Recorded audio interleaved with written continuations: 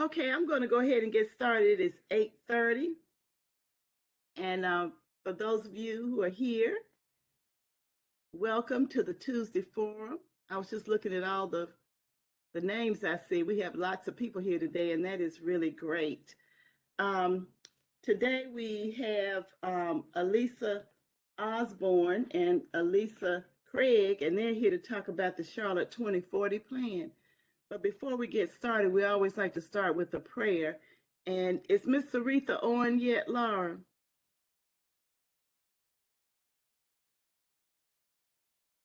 I've texted her, but I haven't heard from her. She might be on the phone. Sarita, are you on? I'm going to ask Jackie to give us our morning prayer.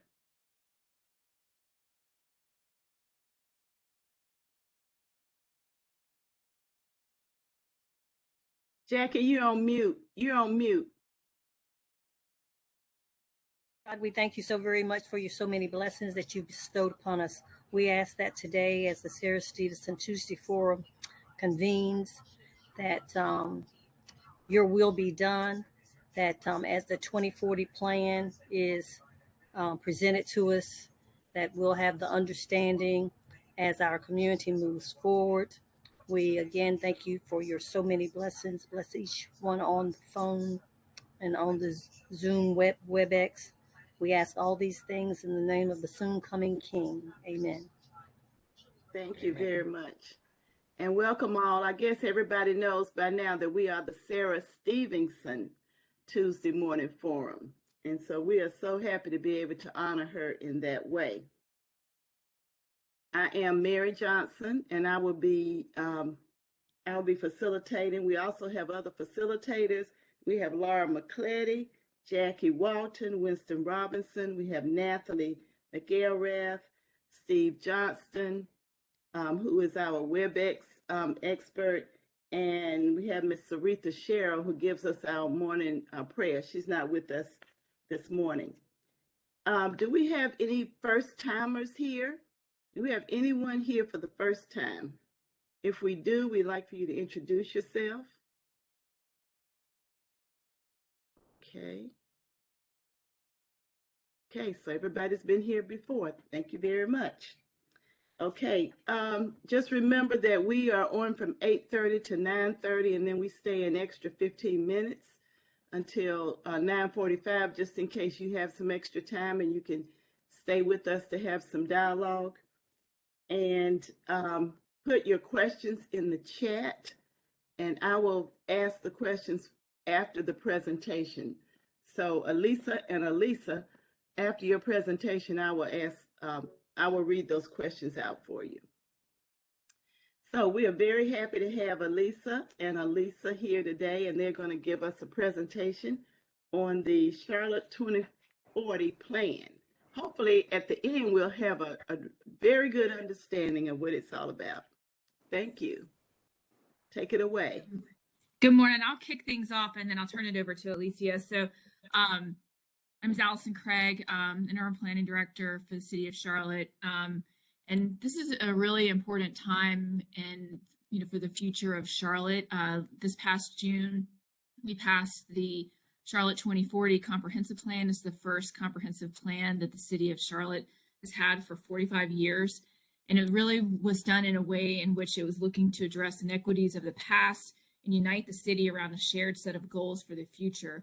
It was done through a lens of equity and really wanting to create a place where all residents can thrive. So this was adopted, as I mentioned, in June of last year, and now there's really important work ahead in order to implement the city's vision for growth for our future. And so there are two key pieces of that we're going to talk about today. First, the policy map, and so that's really starting to talk through how do you start to put these policies on the ground and assign them to individual parcels, and then really talk about the set of regulations, the Unified Development Ordinance, that's the regulatory tool to help implement the city's vision for growth. So I'm going to kick it over to Alysia, and she'll talk through the policy map, and then I will follow up with the UDO. Good morning, everyone, and thanks again for having Alyson and I. Again, I'm Alysia Osborne, Division Manager at the City of Charlotte in our Planning Department, and I was a project manager for the 2040 comprehensive plan that Alyson mentioned was adopted in June of last year. So to kick us off, I wanted to play just a brief video that describes kind of how all the pieces fit together that Alyson just talked about. So I'll play that for us. Hopefully I can get the sound going.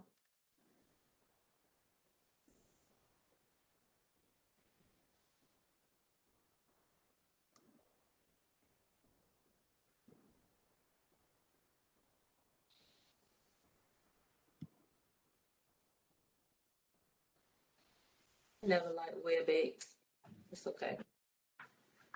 I'll skip it. So Alyson mentioned 3 major initiatives that we're currently working on, just really trying to be intentional about creating complete communities, equitable communities. And we started with the adoption of the comprehensive plan. And that's essentially our guiding light, our overarching vision for growth and development. And then we have our streets map that talks about how we move around and connect to the different things that we need to connect to in the community. That's our street network, public transit, bicycles, sidewalks, greenways, all of those types of facilities that help us connect. And then Alyson mentioned the Unified Development Ordinance, which is the set of rules or regulations that help us connect to the vision and implement it. So the first step in implementing the Charlotte Future 2040 Comprehensive Plan is the 2040 Policy Map. And what that does is it takes those things that are in the plan, those recommendations that talk about places, and puts them on an actual map or assign a location to those types of policies to make it where, as we are making decisions about growth and development, we have one tool that we're relating to. Right now, I'm sure you guys are well aware that the community prior to the comprehensive plan, we referred to over 80 documents about land use and planning. So when council makes decisions about growth and development in a rezoning or to make capital investments, they were looking through all of these various documents to see where our vision or how we wanted to grow in the future. The comprehensive plan made that simpler by simplifying the vision, putting it in one place, and this map will accompany it. So when we're talking about where we want to grow and how do we make investments to support that growth, they'll have this one map that helps us get to that place. So that's what this map will actually do for us. And so what the map will also do that's really important too, we talked about equity, and a lot of the comprehensive plan talks about what are our areas of greatest need and how do we meet people where they are with investments in their community, with the land uses that they need in the community. So this map used a tool called the Equitable Growth Framework that was adopted within the comprehensive plan. They use a series of indicators or data that said, hey, in this area, we need more access to housing opportunity. We need more access to employment. So how do we be intentional in mapping those uses in the locations that need it the most? And then also, how do we make sure that we're aligning that growth with our proposed or potential investment in streets and infrastructure capacity? So it does a lot of different things, and which is a little bit different than what we've done in the past. So here's an example of what is meant by place-based policy. There's a policy in the plan that talks about the 10-minute neighborhood. And that policy doesn't necessarily say that every neighborhood in Charlotte should be 10 minutes. But if you were to overlay how do we walk or take a quarter mile from your home or a neighborhood, what types of things do you need in that particular area to make it easier for you to get to it? That's essentially what is meant by place-based policy. It takes something that talks about arranging different things that you need in your community in a specific location to meet a certain goal. And so right here, this is the 10-minute neighborhood that says, if I want to be able to get to work in 10 minutes or get to the drugstore or to a grocery store, how might we be intentional about providing land use guidance for those things to happen in the future as the community grows. So to do that, we use a new tool called place types. And I'm sure you've heard it's kind of technical, but it's simpler than what we have today. Today we have land use categories that say your land can be used for a house or a school or a grocery store. What place types does, it says, here's how that land could be used, but here's how it can, if you're going to use it that way, how do you consider building form and character, protecting the character of where you are? How do you move around with these types of uses? So it talks about mobility. And then it also talks about open space. So the place type tool thinks holistically about how do we create places as opposed to thinking of things in a more singular, kind of one-dimensional way. Here's the palette, just a series of places to choose from. You can organize them in 3 categories: places where we live, work, and play. And you see parks and preserve is simply our green space area. How do we make sure that we place them in the community as we grow? How do we protect our neighborhoods while providing opportunities for growth in the future, being intentional about where that goes? And I'll talk a little bit about that in the map later. And then also, where do we work? Those are how do we provide commercial uses within our community, the things that we need to shop and to get to, our everyday needs. And then how do we provide jobs and employment centers in appropriate locations? And then the last is play, is where do we meet?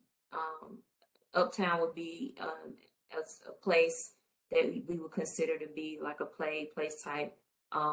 Our transit station areas, you have a mixture of uses that help us connect to things. So those are the types of place types that we're using within the policy map. So what do we think about in mapping or using this map or developing this map? What do we consider? So again, I mentioned the policy from the plan itself, the equitable growth framework, which checks us about how are we making sure we meet our needs, our areas of greatest need, in the areas that need things like housing and jobs. How are we making sure that we do that? And then how do we make sure as we grow, we protect our neighborhoods, our single family neighborhoods, our historic neighborhoods, established neighborhoods, and then park and open space, and also where do we protect jobs as well. So what does engagement look like for the process? It was the plan, the policy map was created in 3 steps, and the engagement for the project mirrored the development process for the map. So the first step was just really translating where are we today to the place type palette.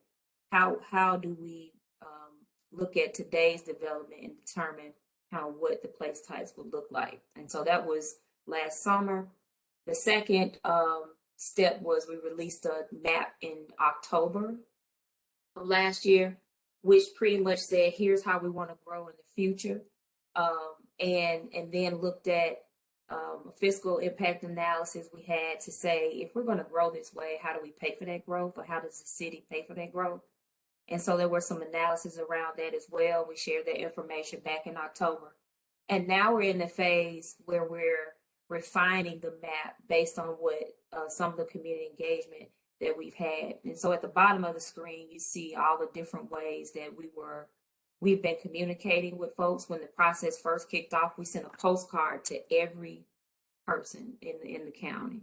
In the Mecklenburg County, we sent a postcard to let them know about this process, because we do understand that everyone's not on the internet. Everyone doesn't have access to Zoom and those types of things. So how do we make sure people stay connected? And so we sent out a mailer for that. And so folks can either go on our website, on the internet, or use their smartphones to participate in the process, or just talk to their neighbors or neighborhood leaders to stay engaged in the process as well. So here's some of the key takeaways that we've heard from people so far.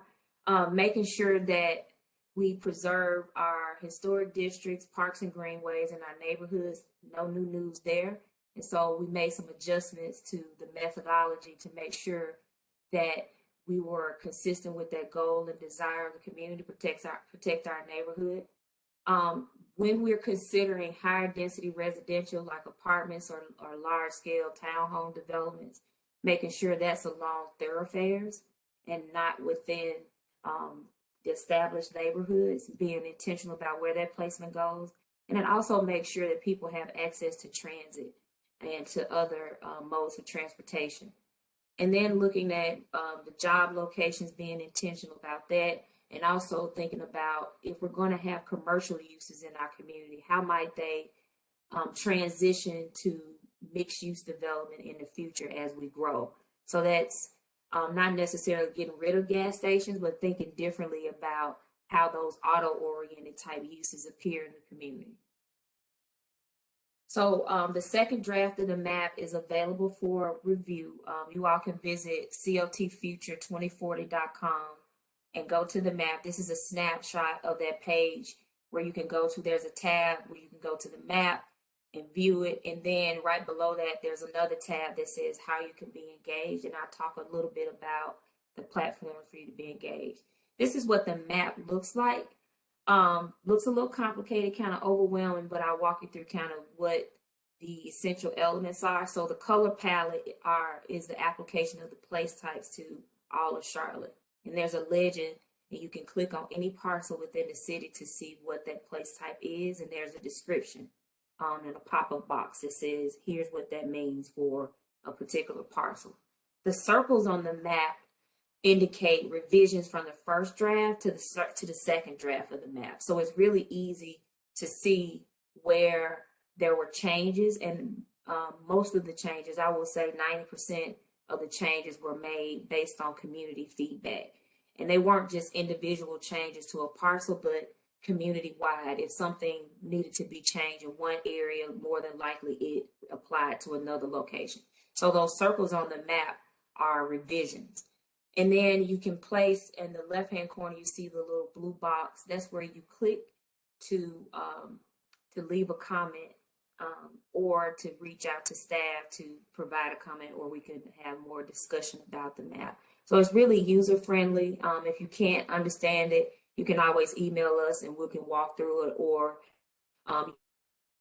you can visit your library, hard copies of the map, and a sheet for you to provide your comments, and staff will pick those up at the end of the process.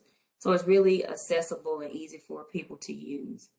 So here's how you can provide comments. You can send us an email directly using our email address, cltfuture2040@charlottenc.gov.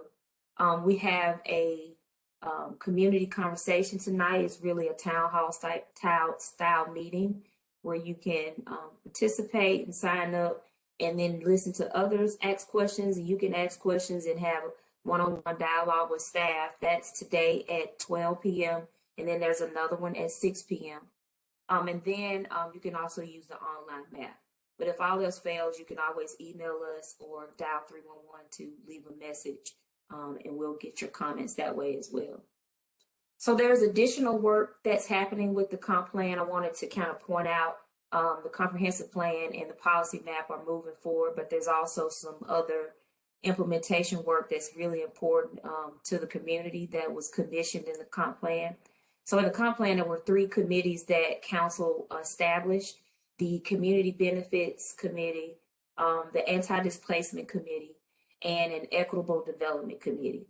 So before we got started with looking at community benefits and what that toolbox may look like, we've been working with a task force to help us give shape to that work before we commission it by council. So we've had some workshops, some work sessions, and we'll have some findings by the spring to show how we move forward with looking at, as development comes in our community, how might these neighborhoods benefit directly from that development? A lot of times there's huge developments in our neighborhoods, and the people that live there aren't benefiting from that growth and that development directly in a way that's meaningful to them. And so we're working directly with folks to figure out what a toolbox might look like and what's the appropriate place in a decision-making process to seek those types of benefits. The second body of work that a lot of people are interested in and that's really important to how we grow is anti-displacement. How do we make sure that folks that have lived in these neighborhoods and that have invested in these neighborhoods are able to stay if they want to. So Charlotte currently has a lot of tools in their toolbox that speaks to anti-displacement, but what are we missing? What's new? What can we incorporate beyond just a tax program for seniors, but how do we make it for everyone who doesn't have the income to pay their taxes or home repairs? What types of programs should we be considering in our neighborhoods? And it won't be that every strategy works for every neighborhood, but how do we have a robust toolbox that speaks to different parts of our community? So that work begins this spring. Staff has been doing some work behind the scenes to get ready for that work, but they start this spring and starting their work. And also the Equitable Development Commission is one of those committees.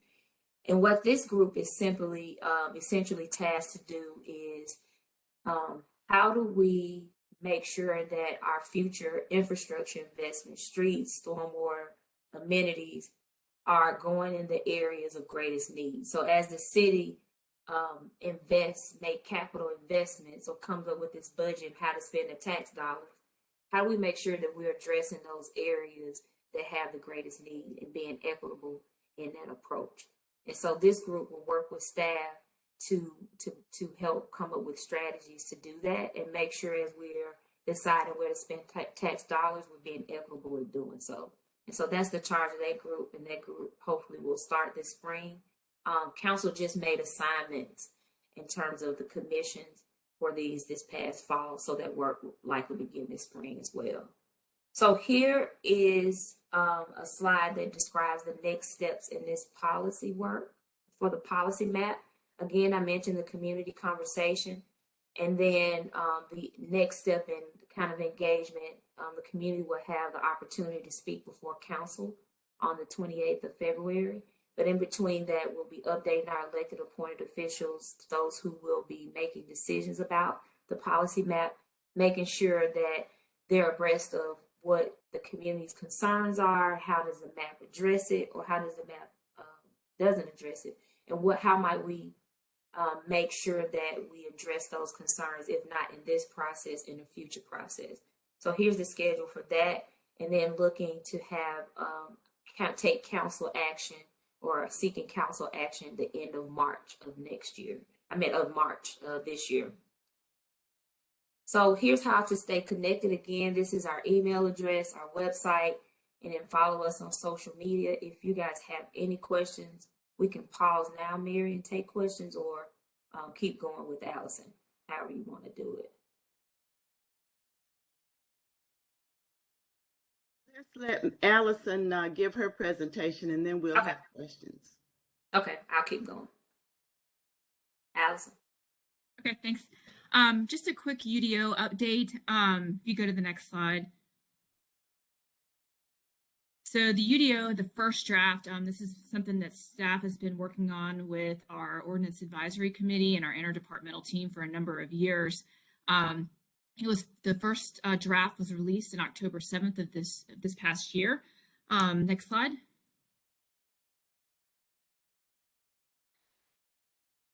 So the way these two are connected is the 2040 plan.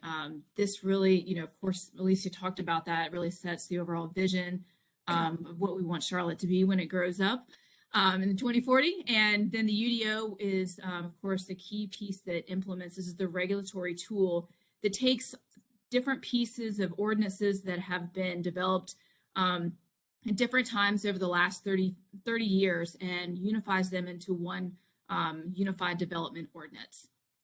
Next slide.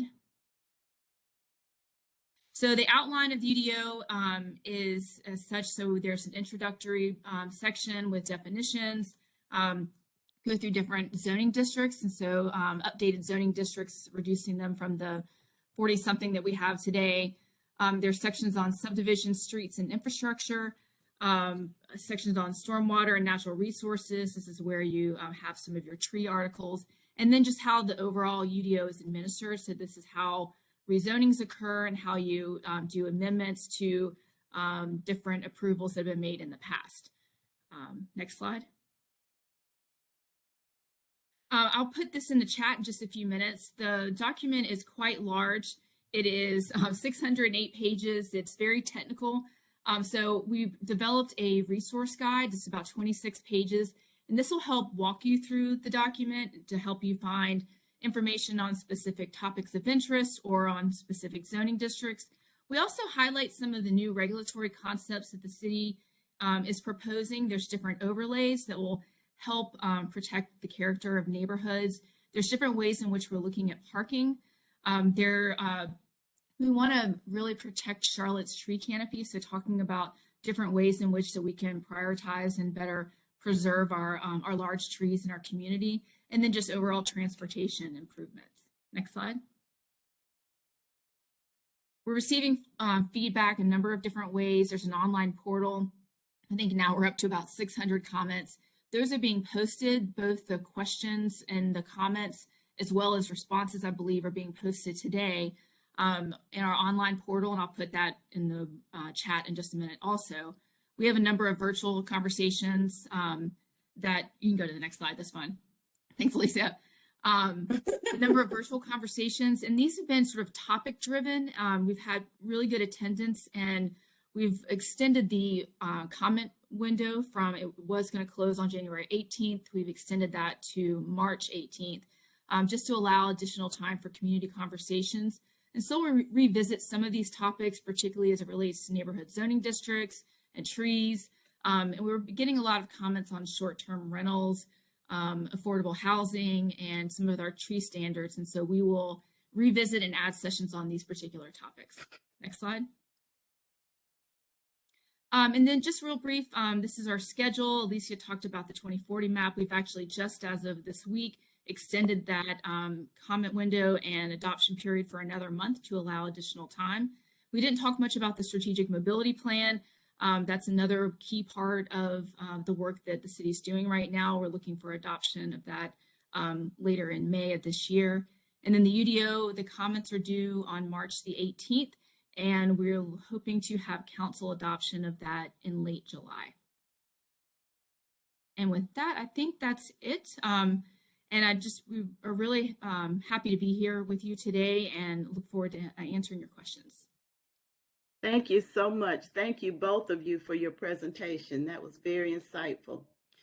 I do have a question here about the campus place type, that it went from 1.6% in the first draft to 6.2% in the second draft, and you did show the difference there. Can you speak to that significant increase and how the planning has been thinking about the campus place type?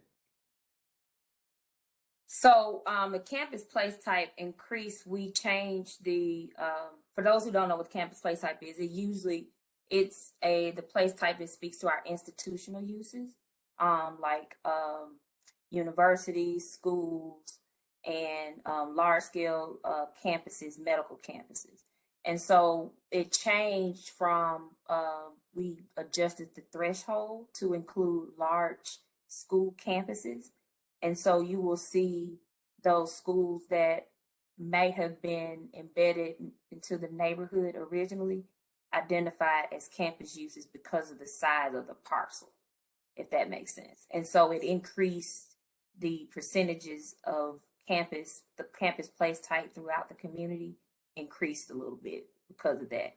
We wanted to make sure that we recognize that all schools, some schools are bigger than others, and they have the potential to grow their campus because of the size of the parcel that the school might own. It was really schools that changed the percentages more than anything. Okay.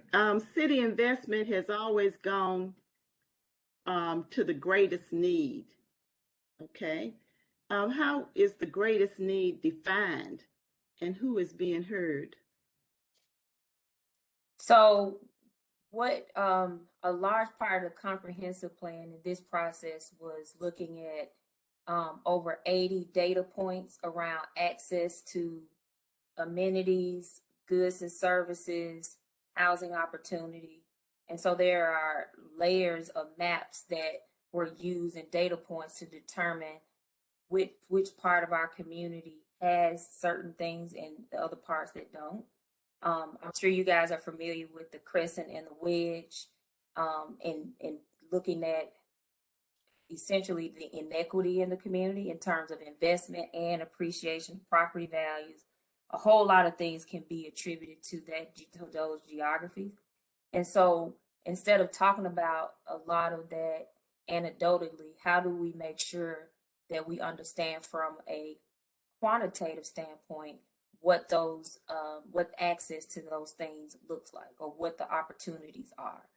And so if, for example, we know that there's a lack of sidewalks in a certain part of the community, that might help with health determinants, that might help with access to walking to school or to work, then how might we be intentional about investing in that type of infrastructure to meet that need, that would create better access to the goods or amenities or services that people might need? And so there's a portion in the comp plan, and I'll put the link in the chat, that talks about and defines what those data points look like. And it, in my mind, is the equitable growth framework. It really takes the narrative and makes it quantitative and qualitative, so we can measure those things. And it really kind of builds upon the quality of life explorer, the data within the quality of life explorer, but putting it into action. So we use it as a decision-making tool, and not just to do analysis, but to also use it as a decision-making tool for investment. Okay, has the February 4th date for the community input on the map changed? It's extended to February 8th, where you can leave comments on the map. Just extended a few days. And that's so staff can have time to produce another map before the public comment session on the 28th of February. And Okay. the website will be updated today with the new schedule. We just made the final changes yesterday. So you guys are kind of getting a preview of what the schedule will look like moving forward. But there is more time, a whole month added to the process to allow more dialogue. Okay, can you speak to the city's process for considering where affordable and workforce housing gets built as an intentional means to diversify the SES distribution in our schools? Oh, no. No, that's just out of my wheelhouse. I would not propose to be a Pam Wyman or Miles Vaughn by any means. I could take that question and I will give it to our affordable housing experts. I will not even try. Can you do that? Will you do that? I will. I can. If you just give me the question, I'll make sure the right folks get it and they can answer directly. But I will say the plan does talk about increasing housing diversity, and that's allowing more housing types in our neighborhoods, but in appropriate locations when the property owners are ready to do so. Okay. Can you speak to the anti-displacement measures that are being used? So again, that's in the equitable growth framework. There's a layer called vulnerability to displacement. It really builds upon the quality of life explorer that says where are our vulnerable populations. What it was intentional not to do is identify specific neighborhoods, but populations of people based on lack of access to goods and services, access to housing opportunity, jobs opportunity. How do you put that on a map, but not identify neighborhoods? Because I think what we wanted to be intentional not to do is label neighborhoods like we've done in the past. Like some of you might remember the whole stable, fragile, and transitioning label that neighborhoods had, and all the good intentions and purposes, I'm sure, but it had an adverse effect as well, because investors or people targeted those neighborhoods that were considered fragile, and that's how you saw a lot of displacement happen with that. And so with the vulnerability to displacement overlay, those are some of the metrics, and I'll send the link to that within the comp plan that helps us understand where those vulnerable populations are. Okay, are there height limitations in the ordinance? Alyson? Yes. So there are, it really depends on the zoning district. So I can't speak to each specific height because there's, I can't remember, 20 something different zoning districts, but I can direct you to the UDO where I can kind of walk through that for you. Okay, thank you. With the FinCo area being under constant growth, how do they plan on providing more schools for the overcrowding schools for our children? So here's the thing, the comp plan, we work with the county on future growth projections, but we have not, that's the county, a function of the county and CMS to determine how they accommodate growth in the schools. But what we did that we've kind of done in the past on an area basis, but we were able to do on a citywide basis is make sure we're sharing growth projections numbers and really understanding where more housing goes, where more jobs are going. And so the comprehensive plan made it a more holistic conversation around growth. And so CMS was a part, the county was a part of that conversation. But we did not, within the function of the comp plan, discuss directly school locations and growth. That's a function of the county. Unfortunately, I can't speak to that directly. Okay. Did you address the food deserts on the west side of Charlotte?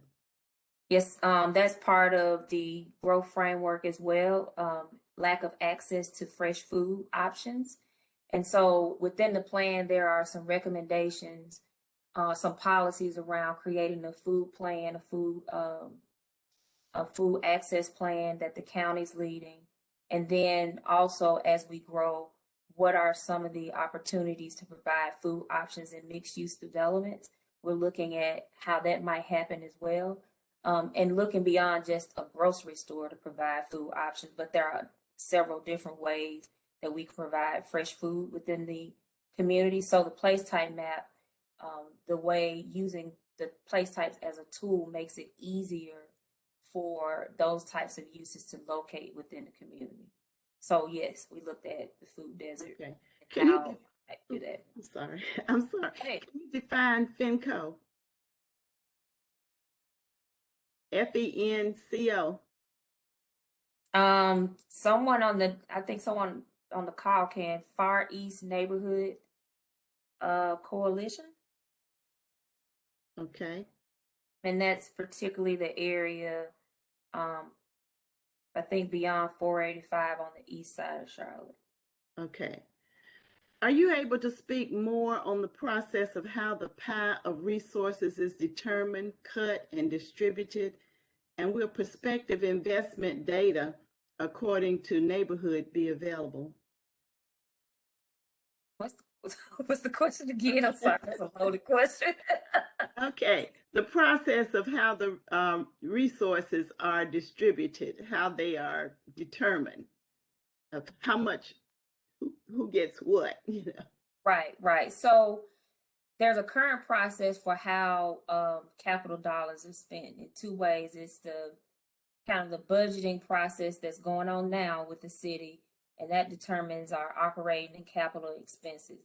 And then there's the a separate process is the capital improvement plan or program that looks at what kind of capital investments can we spend in the can we make in the next is it 10 years or so, but in cycles. And so that process is current. The comp plan does talk about a new approach to make sure that that the process is more equitable in thinking about how to spend that. And so over the next few years, we'll have a process that process will evolve to be more, I think, more community-led and more community involved in the future. So there is something in the comp plan that talks about how that might happen and what should be considered in those investment decisions. Okay, also Bilal put in the link, a link to the Mecklenburg County Quality of Life Explorer where there's a lot of useful data and information there for people to find out about that. Does your plan address gentrification? So it does talk about the kind of the adverse effect of gentrification, which is displacement.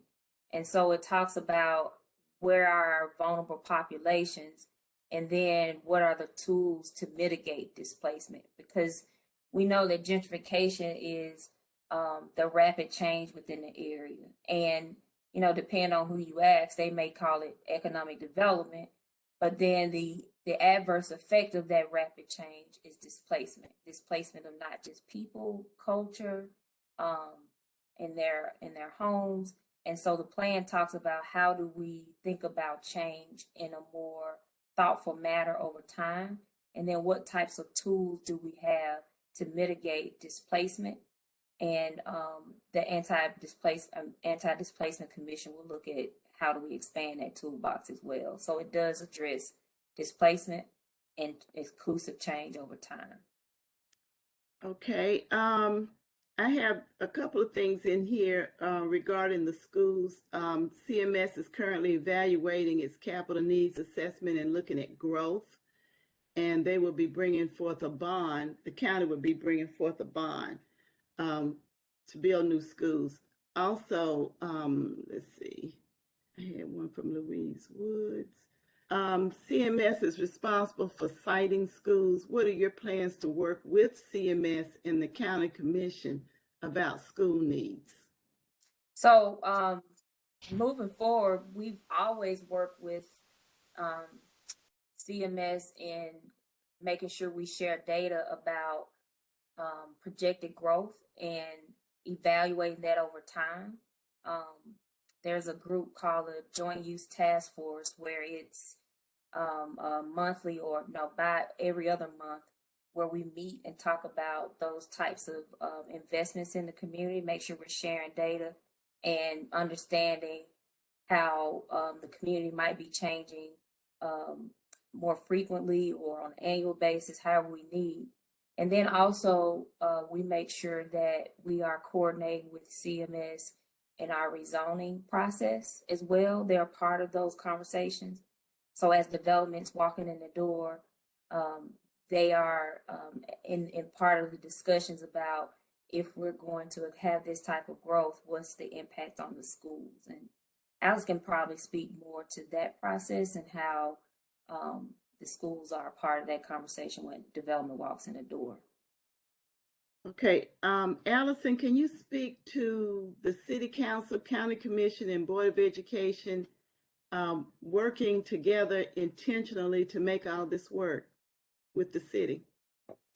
Sure. I think that really happens in a number of different places. I mean, certainly those bodies were involved in the development of the 2040 plan, the comprehensive plan, but we're also working together too as it relates to rezonings as they come through. So really trying to understand where,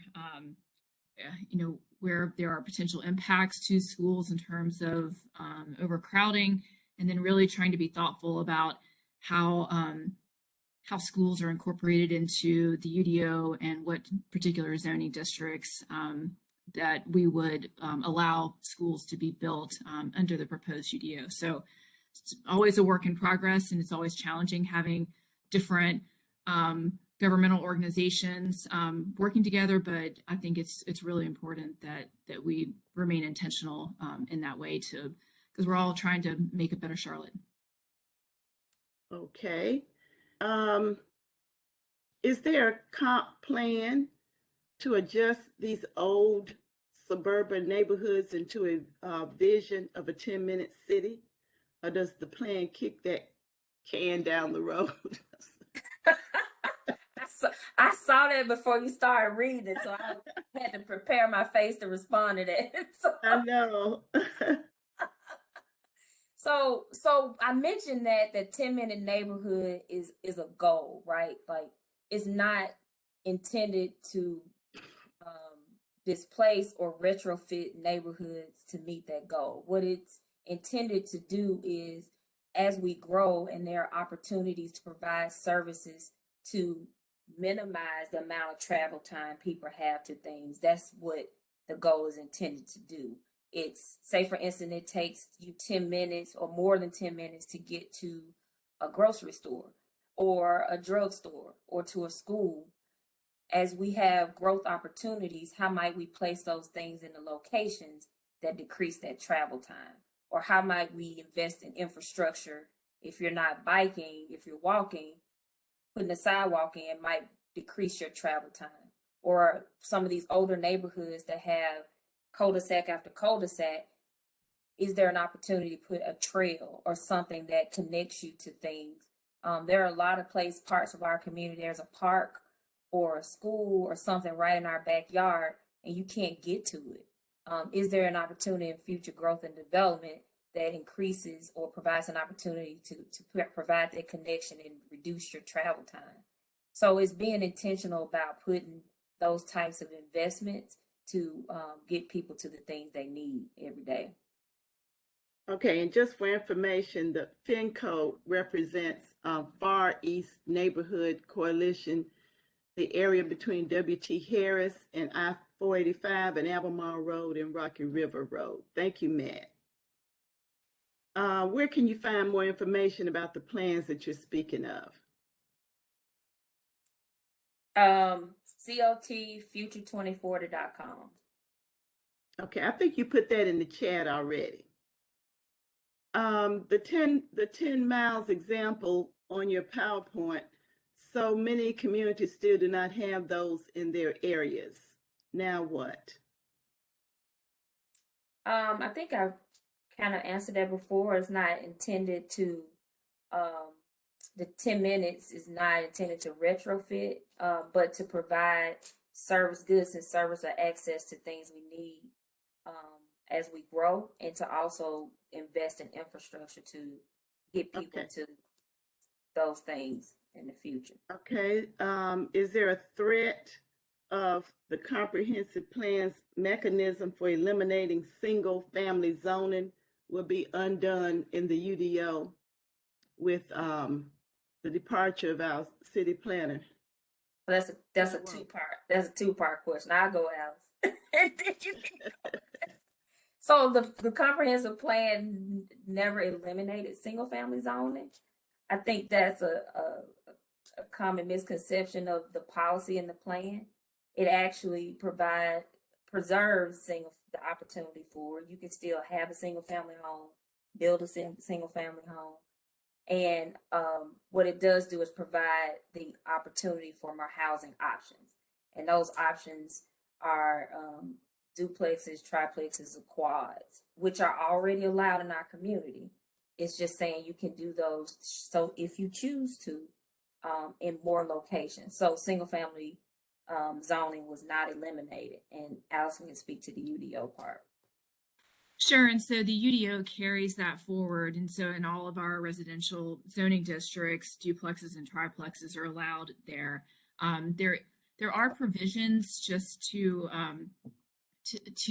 protect and enhance the character of neighborhoods, and that, as an example, for a duplex or a triplex, there's only one driveway allowed per structure, so that we're not creating additional impervious surface there. And then there are sort of what we're calling sidewall height parameters, and so it's the height of the basically the edges of the walls of the structure for a duplex and triplex only need to be relative to the heights that are on either side of that building, just so that we're creating structures that are in the same character as what's already in the neighborhood.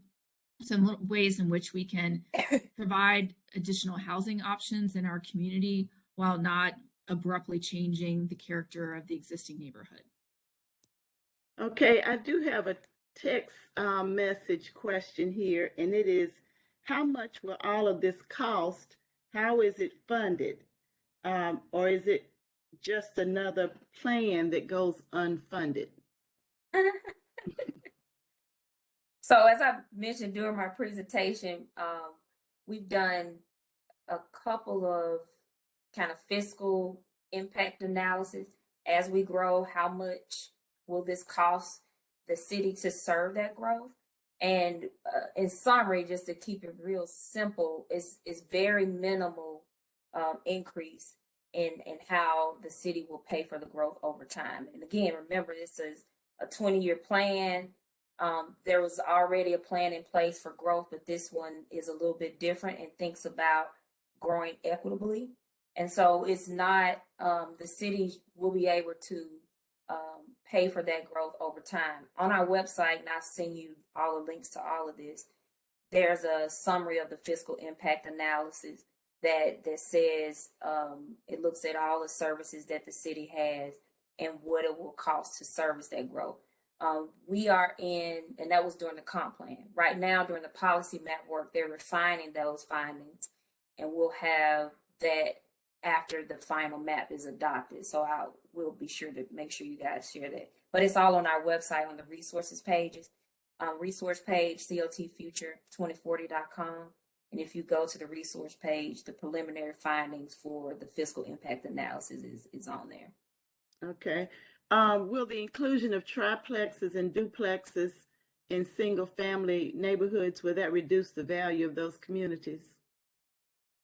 That's a hard question to say because a lot of that is market driven and it depends on what type of where it is and like the style of what that development is, and it just depends. What we've seen in terms of the duplexes, triplexes, and quads in those neighborhoods that have the most are those neighborhoods within kind of Route 4, and that's so the neighborhoods like Dilworth and Sedgeville and those areas. They have the most concentration of that housing style, and so what people are building today, it's not having adverse impact on property values. So we've done some preliminary analysis, fiscal analysis on that as well, to see what's the impact of that housing style as we grow, and where it could grow in the housing type that would be built based on today's market. It wouldn't have an adverse effect on existing neighborhood values.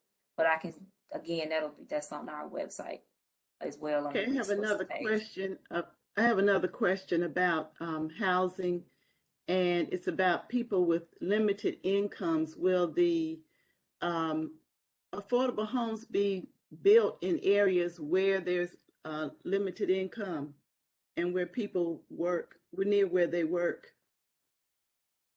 So a lot of the comprehensive plan, we work closely with our housing department, and they have affordable housing location criteria, and it considers that the incomes of where people need the affordable housing the most. And what that criteria is really intentional about doing is placing it in near transit lines and where people need transit options or have access to jobs and transportation.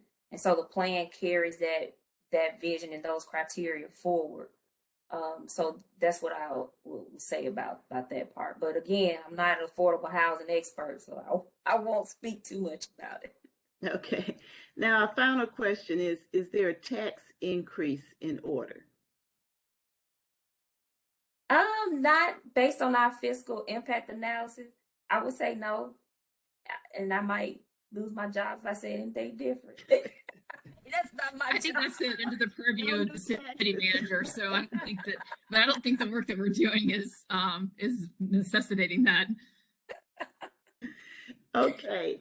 Thank you, ladies, so much. And one thing before you go, one thing I completely forgot to do was to recognize our elected officials and our candidates. And I would like to do that before we sign off here. And if we have any elected officials here, which I do see quite a few, I would like for you to unmute and introduce yourself. Oh, and please take about, let's see, 3 seconds. Hi, Representative Mary Bell from District 88. Thanks so much, and thanks for a wonderful presentation. It's great to see everyone. Thank you. Thelma Byers Bailey, Vice Chair of the School Board, in 3 seconds. Okay, thank you. Greg Phipps, Charlotte City Councilman at Large. Okay, Matt Newton, District 5. It's my honor and pleasure to serve you. No tax increase envisioned, Vivian, and I am running for District Court Judge this year, seat 16. Thanks, everyone. okay. Do we have any other elected officials? I do see Louise Woods, who was on the, she's not there now, but she was one of our school board members. Yes, she was. And I'm a current school board member, Jennifer De La Hora. Good morning, everyone. Fantastic presentation. Appreciate it so much. And one of the reasons why I'm running for county commissioner at large, so I can help be that collaborative voice to do this work together across the city, the county, and the school board. Thank you so much. Okay, any other elected officials? Okay, now we're going to go to candidates. If you are a candidate. Oh, I see Rachel Hunt on here. Sorry, this is Sorry, Representative Rachel. Hunt.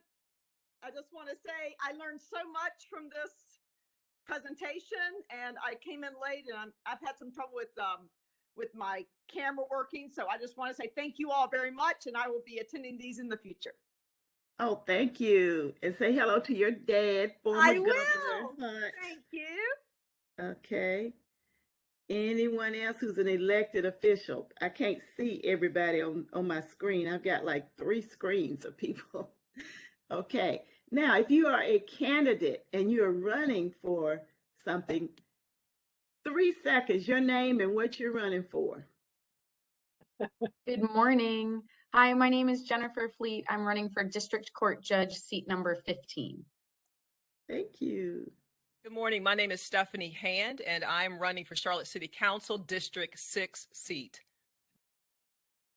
Good morning. I am Kendrick Cunningham, and I am running for Charlotte City Council, District 2. Good morning. My name is Kyle Lukey, and I'm running for Charlotte City Council at large. And sorry for not being on video. I've got a new computer, and I haven't figured out how to use the camera yet. Okay. Good morning. This is Thelma Byers Bailey. I'm running for re-election to the school board, District 2.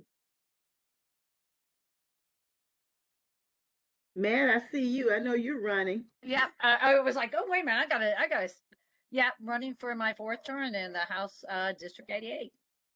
Okay. Matt Newton. Hi, everyone. It's Matt again. I am running for District Court Judge, seat 16. Thank you for your continued support.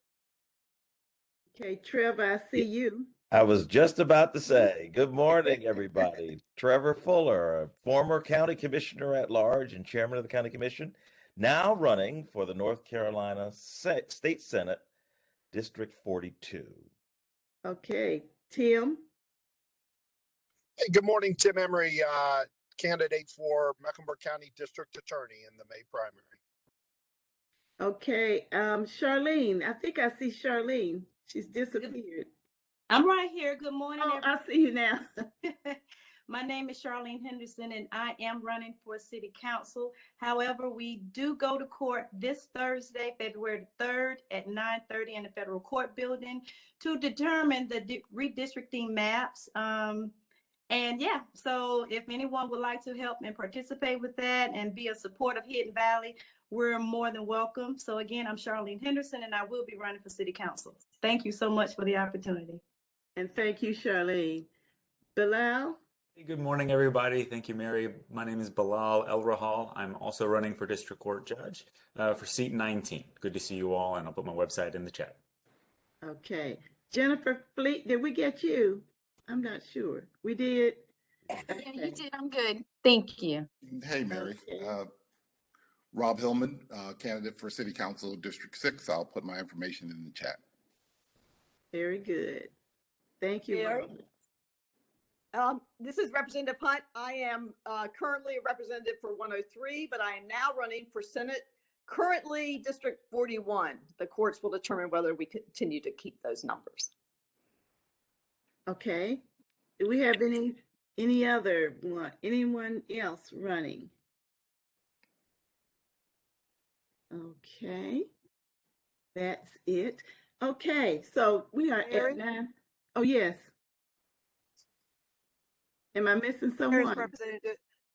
Representative Logan. I will be running for re-election for District 101 State House. Okay, thank you, Carolyn. Carolyn Logan. Okay, did I miss anyone else? Okay, I would like to thank all of you, elected officials and candidates and citizens for joining us this morning. We always need you to come on here every week, and we like to give you something interesting that you want to hear, some interesting issues. And if you have any additional recommendations of issues, please let us know so that we can research those. Can you talk to us more about just the inner workings of a plan? Like how does this process typically work in the long term? How much of it will what percentage of a plan is usually developed? How long does the process typically take? Like, can you just talk candidly about city planning? Yeah. So as Alyson mentioned, kicking us off, we hadn't done a comp plan in almost 4 to 5 years. And what was important about that is that, you know, in Charlotte, we had been doing area planning since the 90s, just kind of in a piecemeal fashion. And so every neighborhood had their own vision for how they wanted to grow and develop, and there was no citywide vision. So the comp plan took all that and input from the community, said, all right, here's how we're going to grow together. One band, one sound. Let's move to the same beat. And what will happen in the future, as we grow and as we think about investments, like how you spend the taxpayer dollars, you have something to point to say, here's what is important to us, and here's how we're going to grow, and here's what these investments will help us do. A good example would be transit, like light rail, the gold line, the silver line. The silver line would be a good example. So the plan talks about what that looks like, where it should go, and then we start looking at making those investments over time. So what Charlotte does, and a lot of communities across the country aren't doing as well, is investing and making sure those plans happen. Charlotte invests in this planning a little bit more aggressively than others. So it depends on what type of investment it is, how fast it happens, if the market is there and ready. It happens a little faster than not. But this is a 20-year plan. And it's overarching. So I would say that it's going to take at least 5 years to see some of these big ideas come to life. I'll be real with you. It's going to take about that long. And it's going to take that long to even measure it, to be able to say that we've done something better than what we've always done. So it's going to take about that long. In the meantime, moving forward, we'll look at the comp plan and measure it every year. All right, we're doing good. We're not doing so good. Here's what we need to focus on. Here's what we need to do better. So every year we'll start looking at that. And then we'll start doing smaller plans throughout the community to make sure we keep a pulse on change, trends, and where we need to refocus our priorities or our time and resources. And so that'll be another process that starts in the fall. What's important about all of this is that planning never stops. And the community, the way that we're involved with the comp plan should always look at a planning initiative with that same passion and fire. Because that's where the decisions are made before you see a bulldozer, before you see a rezoning sign. That's when it's decided where growth and development should happen. And by the time you see a rezoning sign in your neighborhood, it's all, not to say that it's over, but a lot of decisions have been made that can't be reversed. So this planning process helps to establish the vision and where things should go. So when people walk in the door with investment, they're looking at what does Charlotte want to be when it grows up, or where are Charlotte's priorities in terms of growth and development. if that makes sense. So is there data that where you can see the effects on how those previous plans worked? Like, was urban renewal a comprehensive plan, or the last plan 45 years ago? Like, how do you see how these plans affect people? So the Quality of Life Explorer is really that data source that tracks trends and those types of points of data in the neighborhood over time. Like, you can see the impacts of growth decision within that data set. So if we say there's a lack of affordable housing in the east side, you can see, the only way you know that is to look at housing prices and, you know, what's happened over time in that neighborhood to know that you need to put more affordable housing there. So the Quality of Life Explorer helps us, along with a whole bunch of other stuff, to understand where you need to put things, or where you need to just support things that are doing well. Because I don't want us to always think that planning is to solve a problem, but it's also to support the things that are working in our community too. There are a lot of neighborhoods that are doing just fine and doing great, but what type of support do they need to stay to stay vibrant and rich and to grow? So it's a little bit of both, and finding that balance is where the community helps us to understand what makes sense for them at that time and in the future. We don't know it all. To your point, we have the data, but you still need to talk to people to understand what it is and to bridge that gap between the data and the real life experience. So that's where the planning process is really, really important. Thank you. I'd like to follow I up. wanted. I'd like to follow up on his questions regarding the neighborhoods. We know the plan, we can see the plans for the Beatty-Ford Road corridor, but how do we see the plans for the individual neighborhoods along the corridor? Washington Heights, Lincoln Heights, McCrory Heights, Dalebrook. We know we've got a lot of pockets of neighborhoods, and each neighborhood is distinct. And how do we find what the plans are, or what our projections are? So the policy map and the comprehensive plan included those kind of key recommendations from those individual plans and made them apply to everywhere. So moving forward with the comp plan, what we plan to do is to go work with neighborhoods to revise and update those plans specific to collections of neighborhoods. What we found out and what we learned over the years is that it takes so much time to do a neighborhood plan in Washington Heights by itself, for example.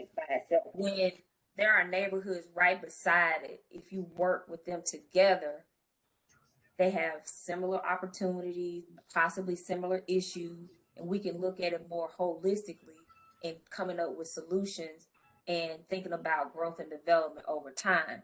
And so the way we plan to approach planning in the future is to look at how do we bring those neighborhoods together, understanding that they're individuals, but how does the collective think about growth and development and investment over time? So over the next few years, we'll work with neighborhoods to update those plans. Because some of them are really old. Yeah, thank you. Some of us never got one. Some of them are really old. And it's not that they're bad plans. There's still good parts of it, but the world has changed around it. So how do we make sure that we support, those neighborhoods and what they need to stay vibrant or to become more vibrant? Mm-hmm. What about the plans that were unfinished? Like, again, to Mrs. Thelma Byers-Bailey's point, McCrory Heights. We were, according to my neighbors, we were promised sidewalks so long ago, and they started, but it was never completed. And even now, to this day, it seems like trying to advocate for sidewalks falls on deaf ears. Yeah.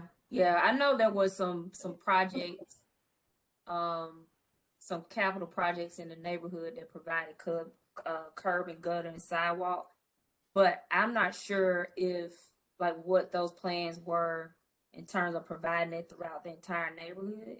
I'm not sure about that, but what's important about planning moving forward is that we match and hold ourselves accountable for the policies and the projects that we put in these plans. I can look into that, Winston, to see what happened specifically. If it's documented somewhere, it probably is. And to see why and what happened and how we might move forward differently. But I do remember the streetscape project that happened on one of your streets, but not throughout the entire neighborhood. So I'll look into that. But the way planning works, is there a contingency for those situations where something, might not have happened all the way through? Because I'm sure you're looking at maps saying, all right, they got this, they got that. However, if it was never completed, what happens? Like, what's the accountability for that? Right. You didn't do what you say you was gonna do. So first we gotta find out. Right. So first, basically, we gotta find out what was the promise. Like, we know that there's been a lot of promises made in certain parts of our community, and things just didn't come to fruition. And then, so we can find out what was the promise made in terms of McCrory Heights, and then I'll look into that. But the mechanism for holding us accountable, I'll be honest, is you're elected, your representatives, and your neighborhood leaders and council, and just saying and holding us accountable for it. That's what's different about the comp plan. We're going to create an implementation dashboard, like an open portal for all the stuff that we promised in the plan, and then have metrics. You're doing this, we're not doing that, and it provides accountability on both ends. Like, we need to make sure that we're fulfilling the promises that we made in the plan, and the community helps us to keep track of that and to hold us accountable too, and our elected and appointed officials. Because all these point back to a decision that has to be made, either by staff or by leadership. And so what we're doing with this planning process and with the UDO is making sure that it's transparent, so everybody has the same amount of access to the data and information to help inform decisions. But I know what you're talking about. Let me look into what happened. I asked my friends in engineering, like, why was this a project? What were all the pieces, and what happened? And I'll let you know. Thank you. I want to know, will this plan address what we see over, I have property in Biddleville, what we see in Seversville and Smallwood, and, just the old houses, and then these 3-story buildings. Right. That's a major problem in our community. It is a major problem. The little house that folk grew in, 2 bedrooms, 1 bath, and then you got a 3-story beside it. Huge $600,000 houses right next to your smaller house. It's just crazy.